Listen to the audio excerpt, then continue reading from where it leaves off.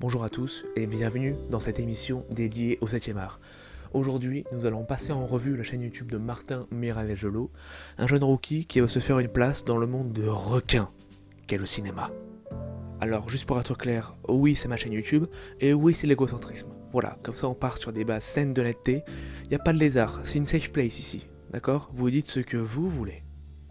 Et nous commençons avec le court-métrage Oxygène, d'une durée de 3h30. Oxygène est une véritable quête initiatique et spirituelle sur un individu qui a une crise d'asthme pendant l'intégralité du film. Il va donc parcourir le monde et même l'univers entier, puisqu'il passera par Tatooine et par la Voie lactée, pour trouver un inhalateur. Qui l'eût cru? Évidemment, je ne pouvais pas faire un film contemplatif sans mettre en avant ma belle France que j'aime, tout simplement.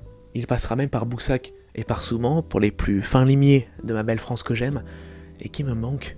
Attends, on est quand même le pays du Babybel et de Gérard Lenormand, alors oui, on peut garder la tête haute, je pense. J'aime les vies.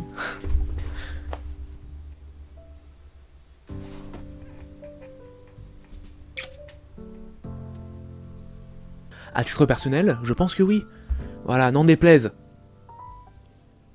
N'en déplaise.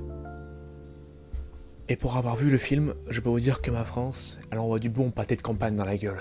En résumé, c'est un film contemplatif sur la quête initiatique d'un homme qui cherche un objet qui pourrait changer sa vie.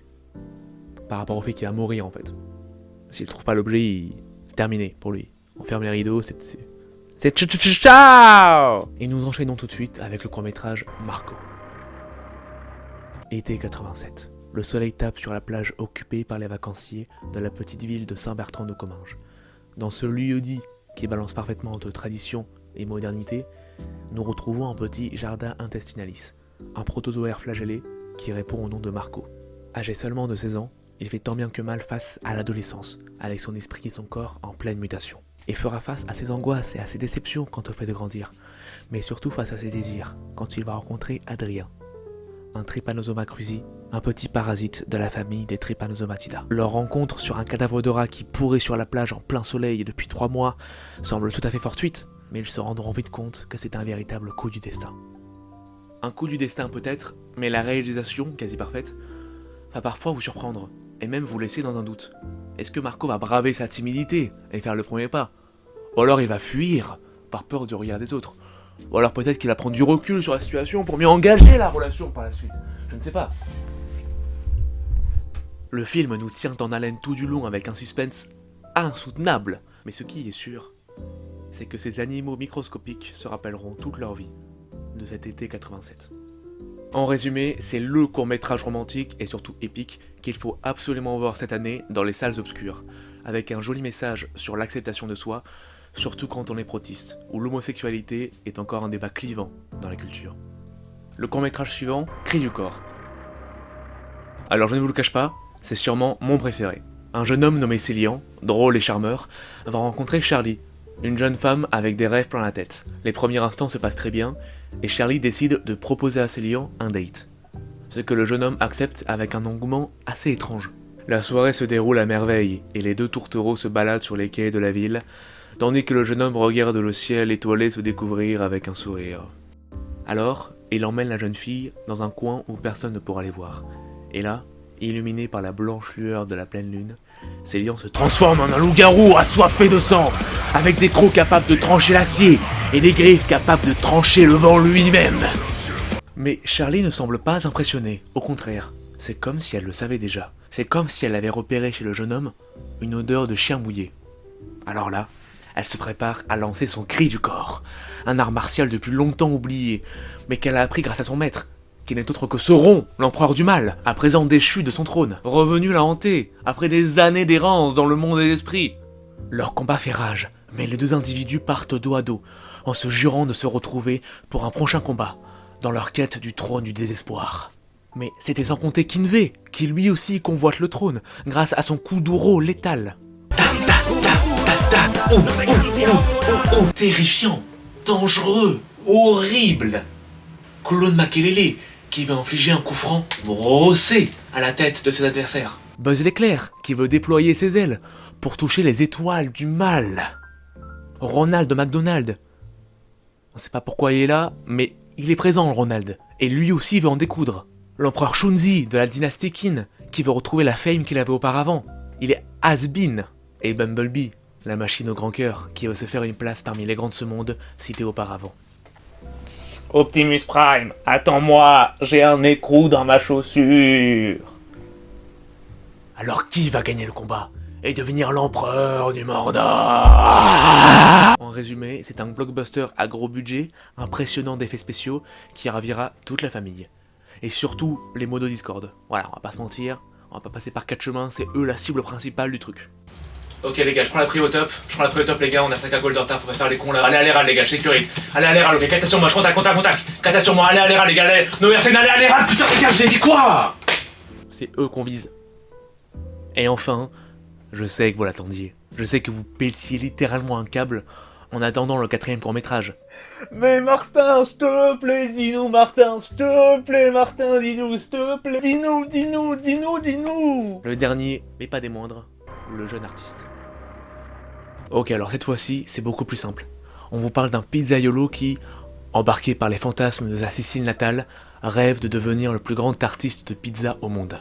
On verra des pizzas telles que la pizza à la saveur chips au barbecue, des pizzas à la saveur du blues du dimanche soir, avec un supplément de jazz, des pizzas à la saveur sandwich triangle froid, et des pizzas à la saveur peinture acrylique, parce que je sais que dans mon public, de cette personne, vraiment ma famille en fait, et encore, il y a des personnes un peu désembrayées, si je puis me permettre le terme, pardon, cela vous choque, je suis comme ça.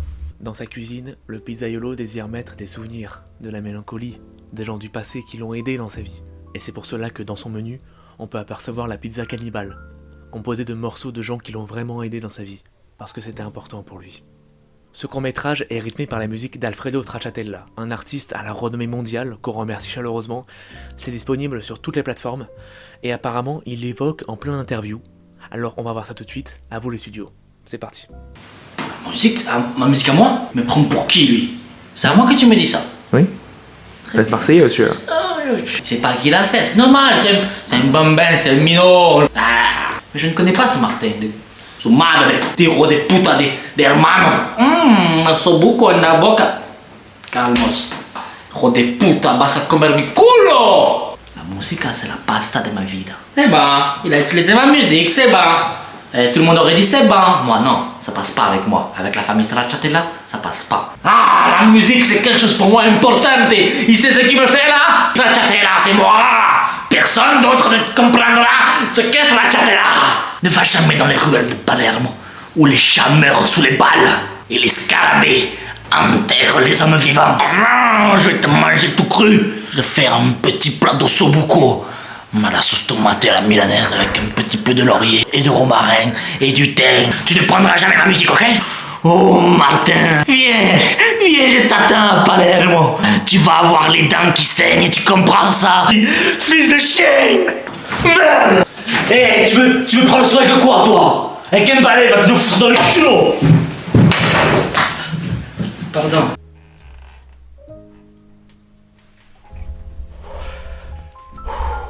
Vous faites un truc après?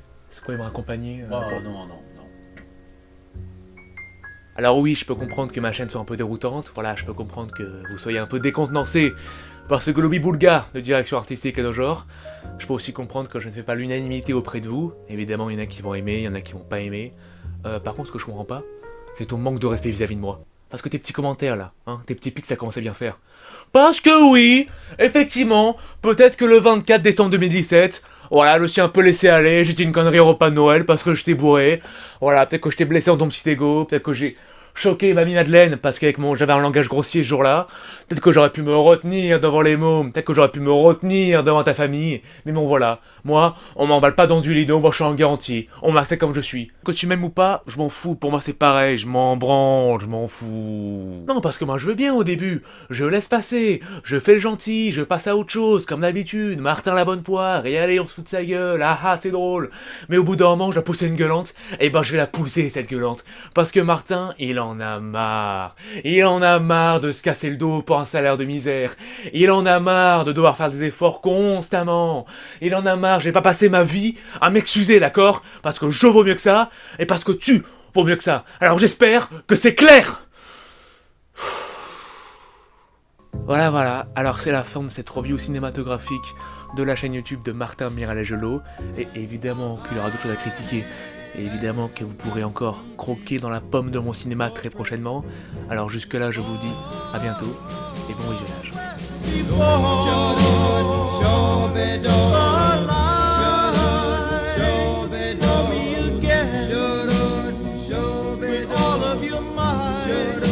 Still